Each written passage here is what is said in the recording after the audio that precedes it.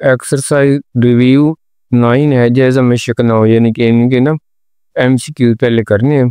मसलन ये if two polygons are similar then their corresponding angles are equal, यानी कि ये जो पहले जो ऑप्शन है ना, यानी कि दो पॉलीगॉन्स का सिमिलर होते हैं जब उनकी कॉरस्पॉन्डिंग एंगल जो है वो इक्वल होते हैं। मसलन ये अगर दो कसीर अज़ला मुतशाबिह हो तो उनके मुतनाज़रा ज़ाविये बराबर, जब तीनों ज़ाविये बराबर होते हैं तो वो ट्रायंगल दोनों जो है वो क्या होते हैं, सिमिलर होती है। तो ए इसका ठीक है ये नहीं। इसी तरह जो बी है, the ratio of area of two similar polygon is ratio of area of similar, यानी कि ये हमारे पास फार्मूला होता है A1/A2 is equal to L1/L2 whole square. तो इसका मतलब है ये B equal to the square of the ratio of their corresponding side, यानी कि उनके मुतनाज़रा इज़ला की लंबाई का मुरब्बा के निस्बत बराबर होती है। तो जब उनके रकबे बराबर होते हैं, यानी कि बी वाला ठीक है। इस तरह the volume of two similar is 125 और the ratio of their corresponding side, तो ये 125 5 का क्यूब होता है, 27 3 का क्यूब होता है, तो इसलिए 5:3 ये वाला ठीक होगा। क्यों कि वो फार्मूला था V1/V2 is equal to L1/L2 whole cube, तो क्यूब के साथ बनता है 1/25 5 का और 27 3 का, तो ये बी वाला इसका भी ठीक है। आगे the exterior angle of regular pentagon, तो पेंटागोन का इंटीरियर एंगल जो है 108 होता है, तो 108 में 72 प्लस करें तो वो 180 बनता है, तो इसलिए एक्सटीरियर एंगल जो है ज़ाविया बैरूनी जो है उसका वो कितना होगा 72, डी वाला ठीक।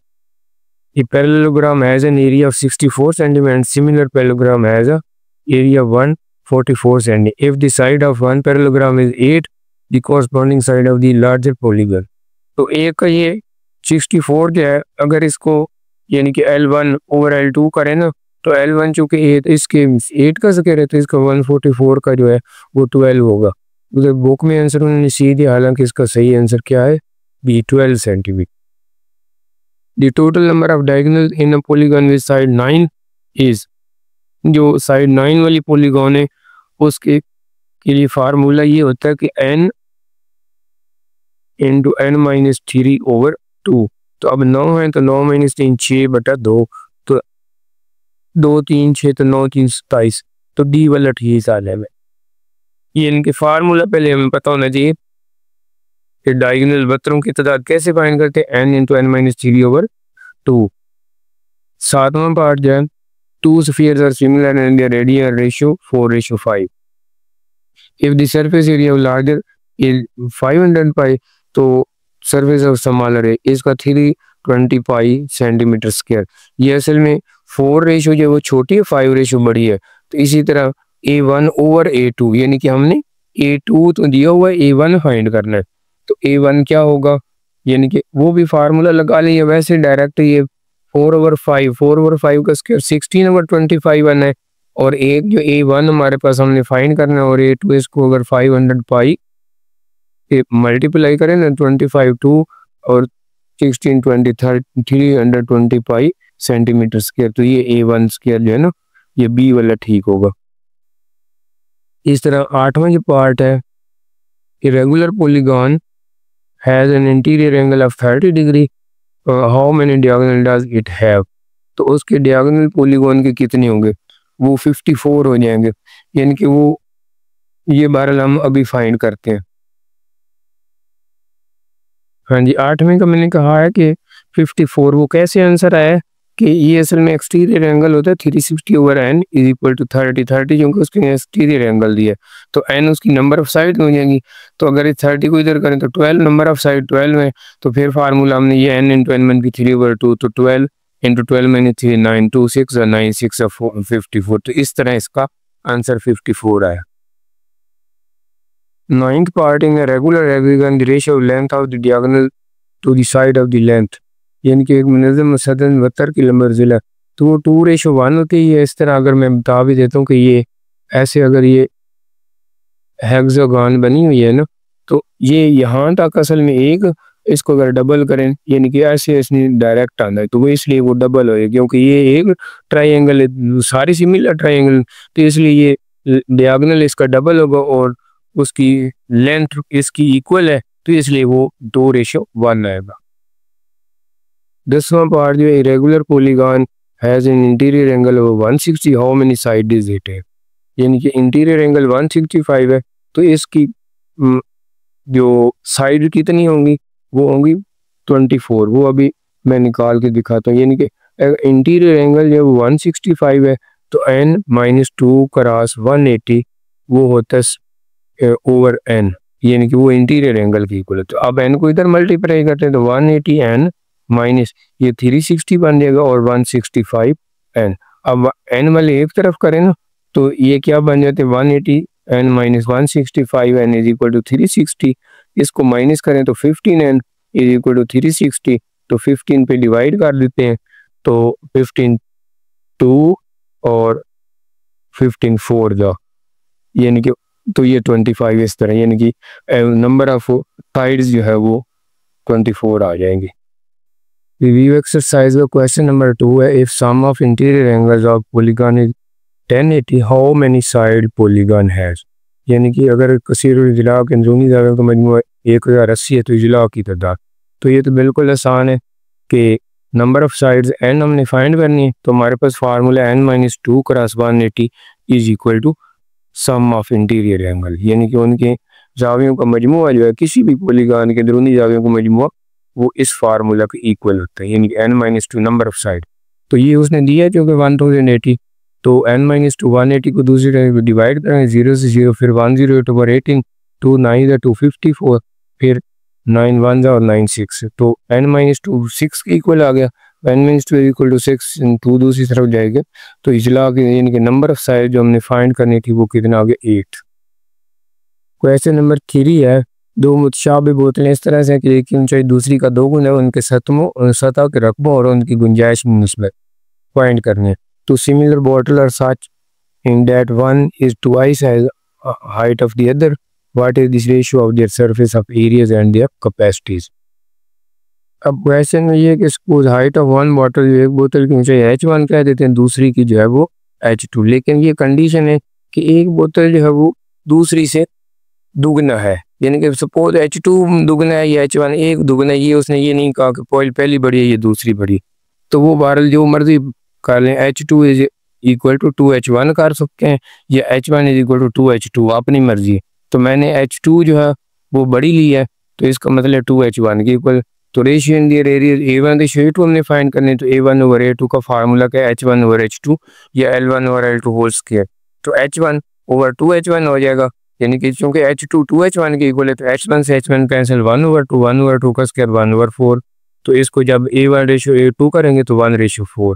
लेकिन इसी को वो ऐसे भी कर सकते हैं a2 ratio 1 equal to 4 ratio 1, यानी कि वो जो मर्जी बॉटल जो है वो एक बड़ी लेनी है और दूसरी छोटी लेनी। इसी तरह उसके वॉल्यूम में रेशियो तो v1 over v2 is equal to h1 over h2 whole cube होता है, तो h1 ओवर 2h1 हो जाएगा क्योंकि h2 तो 2h1 है, तो h1 से h1 cancel 1 over 2 whole cube 1 over 8, तो v1 ratio is equal to 1 ratio 8 answer आ जाएगा।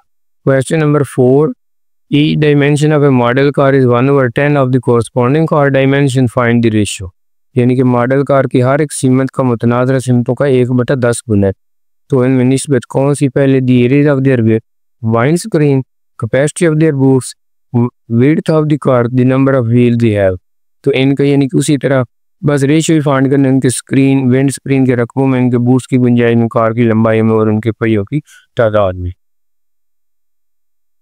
अब पहला जो है उसने एक शर्त तो ये दी है कि रेशियो एंड डायमेंशन सिमतों में निस्बत 1/10, यानी कि 1:10, यानी कि 1/10 कम है और एक पूरी है, या दूसरे में 1 10 गुना है और दूसरी छोटी है।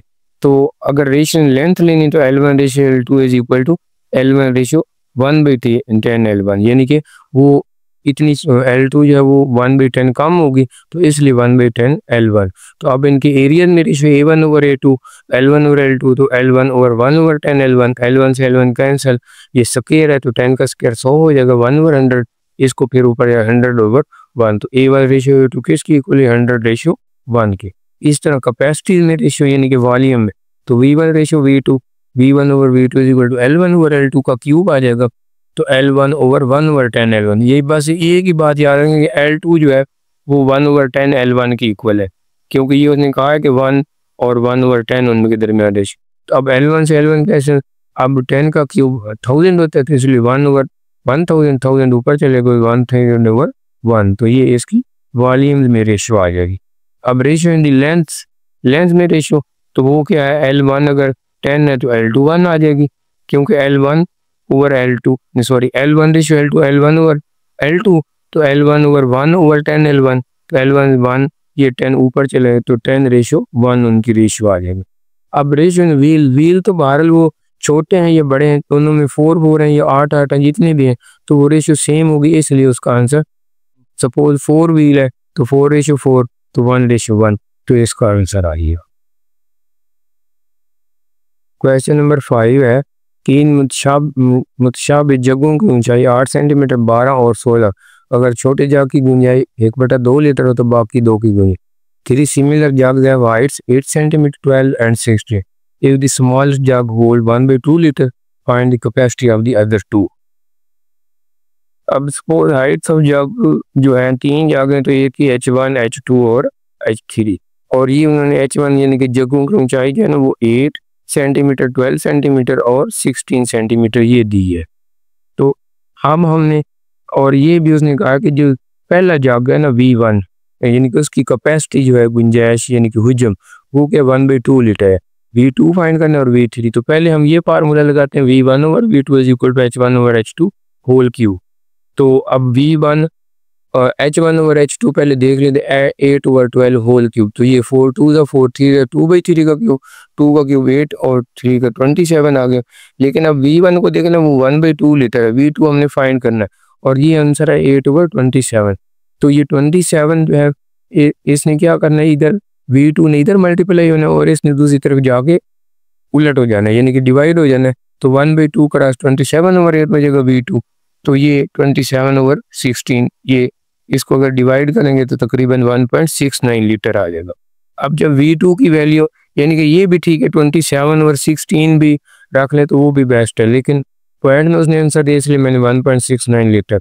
अब कैपेसिटी ऑफ सेकंड जग यानी कि हमने V1 की तो दी हुई है, V2 की तो ये कैपेसिटी ऑफ सेकंड जग, अब 3 की हमने फाइंड करनी है यानी कि सेकंड की भी फाइंड कर लिए, पहले की पहले गिवन है और V3 अब कैसे फाइंड करते हैं, V1 के साथ बेशक V3 कर दे रेशो या V1 के साथ भी V2 के साथ भी V3 कर दे फिर भी आंसर आ जाएगा, लेकिन V1 की चूंकि गिवन है इसलिए मैंने V1 over V3, H1 over H3, H1 8 है और H3 16 है, तो 8 ओवर 16 8 1 और 8 2 हो जाएगा। तो इसका मतलब है 1/2 का 1 ओवर 8 होता है। फिर दोबारा V1 जो है वो 1/2 लीटर है ओवर V3, तो ये 1/8 आ जाएगा। ये 1/8 ने 1/2 से मल्टीप्लाई होने और V3 इधर 1 से मल्टीप्लाई होकर V3 रहेगा, तो 2 4 तो इसका मतलब है इस V3 की कैपेसिटी जो 4 लीटर आ जाएगी। क्वेश्चन नंबर 6 है कि इन मुतशाबिह गिलासों की ऊंचाई 7.5 सेंटीमीटर, 9 सेंटीमीटर और 10 पर, अगर सबसे बड़े गिलास की गुंजाइश 343 मिलीलीटर तो बाकी 2 की गुंजाइश, यानी कि 3 similar drinking glass have height 7.5 centimeter, 9 centimeter. If the tallest glass hold 343 milliliter, find the capacity of the other two.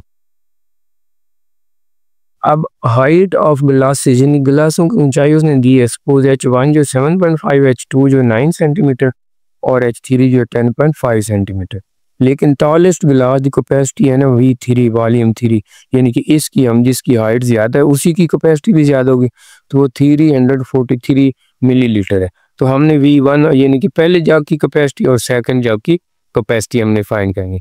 तो पहले हम V1 ओवर V3 फाइंड करेंगे क्योंकि V3 हमें गिवन है, V3 हमने लाजमन लेना है, तो H1 ओवर H3 की हो जाएगा V1 ओवर V3 343 मिलीलीटर है, तो ये 7.5 और 10.5 आ जाएगा होल क्यूब। इसको असल में ना 5 पे काट लेना है, तो 1.5 आएगा, ये 22.1। अब पॉइंट चूंकि दोनों में सेम है तो इसलिए पॉइंट मैंने काट किया, तो ये जो है 3 5 और 3 7, 5 और 7 होल क्यूब 125 और 343। अब दोनों के नीचे 343 चाहे इसको इधर मल्टीप्लाई कर भी दे तो V1 जो 125 मिलीलीटर आ जाएगा, तो पहले जग की कैपेसिटी। अब सेकंड की भी हम मालूम कर सकते हैं कैसे, यानी कि V1 over V2 equal to H1 over H2, V2 अगर फाइंड करने तो हम V3 से भी ले सकते हैं क्योंकि V3 हमें गिवन है, लेकिन हमने V2 की V1 की फाइंड कर ली 125, इसलिए हमने V1 ओवर V2 ले लिया। H1 हमारे पास 7.5 है और H2 जो है वो हमारे पास 9 है, तो 7.5 ओवर 9 हो जाएगा। ये 7.5 इसको 3 पे डिवाइड किया, 3 3 का और 3 2.5। अब इसकी पॉइंट जो वो ख़त्म करके इधर 0 लगा ले तो 25 5 5 और 5 6 का, तो 5/6 का क्यूब 125 ओवर 216। अब V1 हमारे पास 125 हमने फाइंड किया है, तो ये भी V1 के भी 125 इधर मल्टीपल है, ये दोनों से इसे काट भी सकते हैं, तो 125 क्रॉस 216, 125 से 125 काट के V2 जो है वो 216, यानी कि ये भी ठीक है। ये दोबारा मैंने थोड़ी सी इसमें कटिंग थी, तो V2 जो है वो हमारा 216 मिल लिया। पर क्वेश्चन नंबर 7 है, एक खिलौना साज मॉडल कारें बनाता है, ये असल कारों से हर लिया अगर मॉडल कार के दरवाजे के रकबे और असल कार के दरवाजे के रकबे में निस्बत 1 सेंटीमीटर रेशियो 225 सेंटीमीटर हो, तो ये उनकी लंबाइयों में पेट्रोल टैंकों की गुंजाइश में असल कार की लंबाई और कार की चौड़ाई मॉडल के पीछे शीशे का रकबा थे, तो असल कार के पीछे शीशे का रकबा, यानी कि ये toy manufacturer produce model car which are similar to in every way to the actual car.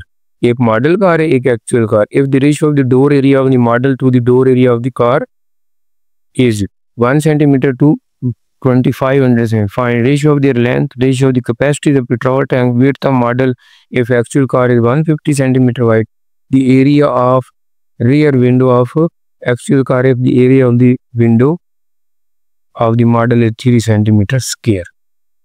अब ratio of area of model car suppose मैंने निकाले A1 और जो एक्चुअल कार है उसका असल कार का रकबा जो वो A2। अब उन्होंने उसने रेशियो दी है कि A1 रेशियो A2 यानी कि 1 रेशियो 2500 सेंटीमीटर स्क्वायर, यानी कि A1 और A2 के रेशियो एरिया में। तो अब लेंथ में हमने पहले फाइंड करनी है, तो ये A1 over A2 equal to L1 over L2 whole square रहेगा, 1 ओवर 2500 L1 ओवर, तो इसका स्क्वायर है, तो स्क्वायर रूट जब लेंगे दोनों साइड पे तो 1 का स्क्वायर तो 1 2500 का स्क्वायर रूट जो वो 50 आएगी, L1 ओवर L2 के इसकी 1 रेशियो 50, L1 रेशियो L2 ये मॉडल कार जो है यानी कि उसकी लेंथ 1 अगर होगी तो L2 जो ओरिजिनल कार असल एक्चुअल कार है उसकी 50 हो जाएगी। दूसरा ratio of the petrol tanks यानी कि कैपेसिटी ऑफ पेट्रोल टैंक्स, उसका मतलब ये है कि उसका volume V1 over V2 is equal to L1 over L2 whole cube. अब L1 ओवर L2 हमने 1 ओवर 50 निकाले तो 1 ओवर 50 ये 1 ओवर ये 1,25,000 आ जाएगा ना, 50 को 3 टाइम मल्टीप्लाई, तो V1 ratio V2 is equal to 1 ratio 1,25,000, ये उनकी पेट्रोल टैंक्स की कैपेसिटी में रेशियो आएगी। अब हमने असल में उसने कहा है कि विड्थ ऑफ मॉडल कार हमने फाइंड करनी है, उसको विड्थ ऑफ मॉडल कार यानी कि चौड़ाई जो है उसको M model, width of actual car उसकी विड्थ को यानी कि ए से मैंने ज़ाहिर किया, एक्चुअल मीन ए और एम मीन मॉडल कार। तो मॉडल कार की विड्थ हमने फाइंड करनी, सपोज उसको एक्स कह दिया, लेकिन विड्थ ऑफ एक्चुअल कार जो वो उसने 150 दी है। अब लेंथ भी उसमें L1 रेशियो L2 ये भी हमें गिवन है 1 रेशियो 50, ये पहले हमने फाइंड कर लिया है, यानी कि उनकी मॉडल कार और एक्चुअल कार की रेशियो ऑफ लेंथ कितनी 1 ratio 50।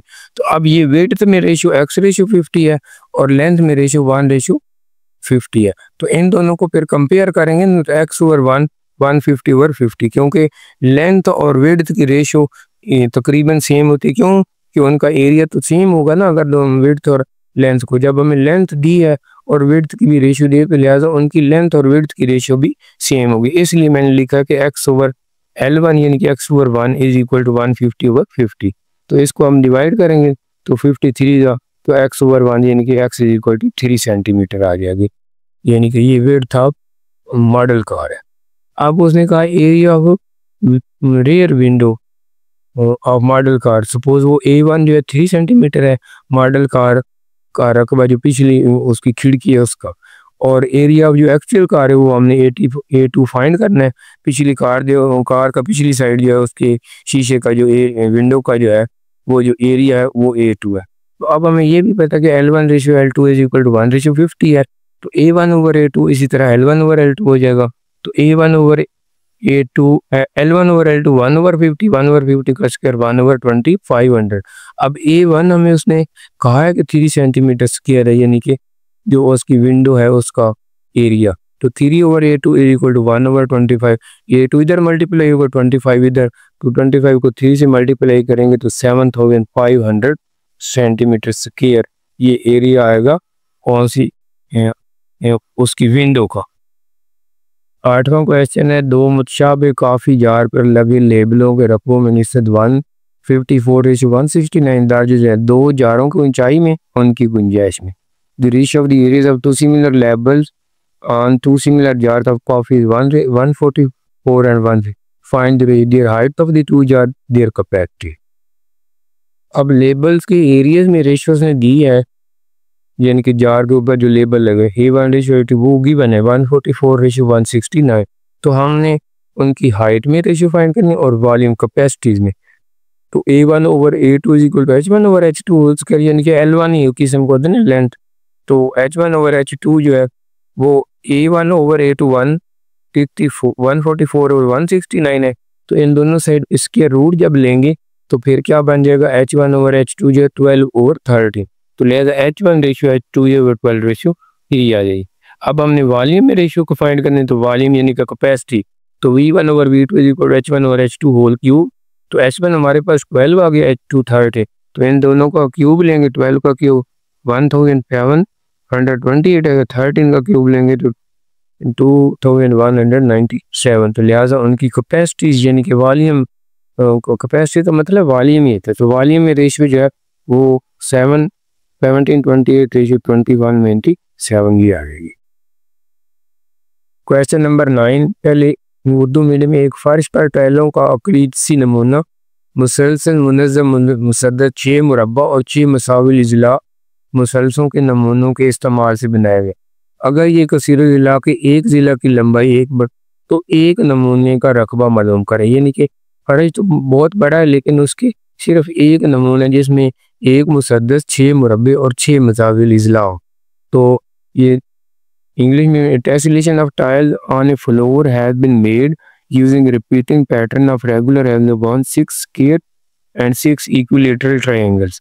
Find the total area of single pattern. ये इस बात को याद है, सिंगल पैटर्न यानी कि सिंगल पैटर्न में क्या है, रेगुलर हेक्सागन है 6 स्क्वायर और 6 इक्विलेटर।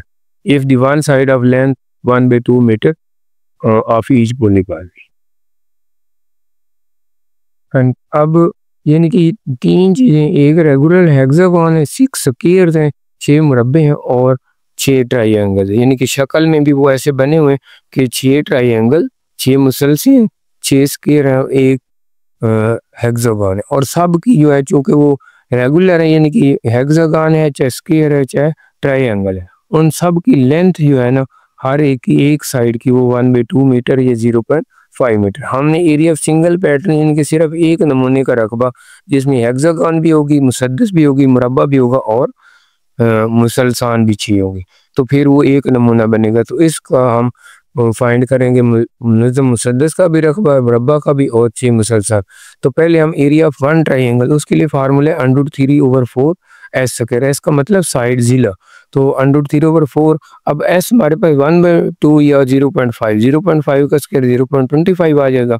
तो इसलिए ये एरिया वन ट्रायंगल जो है ना वो √3/4 × 0.25।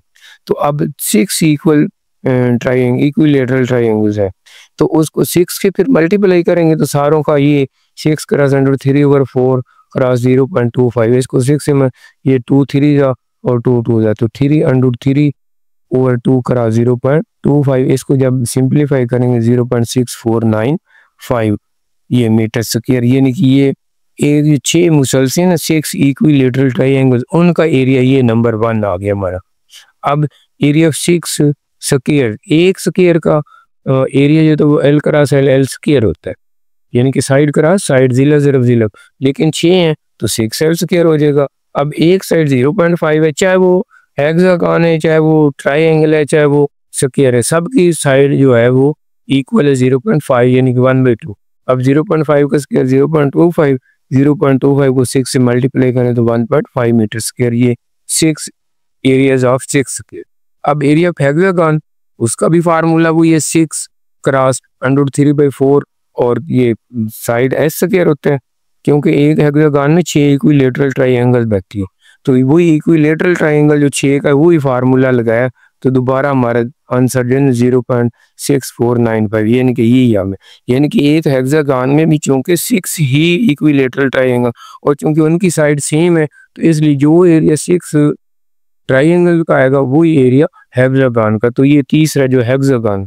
अब एरिया ऑफ सिंगल पैटर्न यानी कि एक पहले हमने 6 एरिया ले लिया 6 ट्राइंगल्स का, फिर हमने उसके 6 जो है स्क्वायर्स का ले लिया मुरब्बों का, और फिर आखिर पर एक हेक्सागन का लिए। तो उन तीनों को सम किया तो 2.79 एंड ये 2.8 मीटर स्क्वायर। तो ये एक नमूने का रकबा है, सारे का रकबा नहीं हुआ, चूंकि उसने एक नमूने का रकबा पूछा क्वेश्चन में, इसलिए इसका आंसर ये आता है। बुक में आंसर थोड़ा सा डिफरेंट है।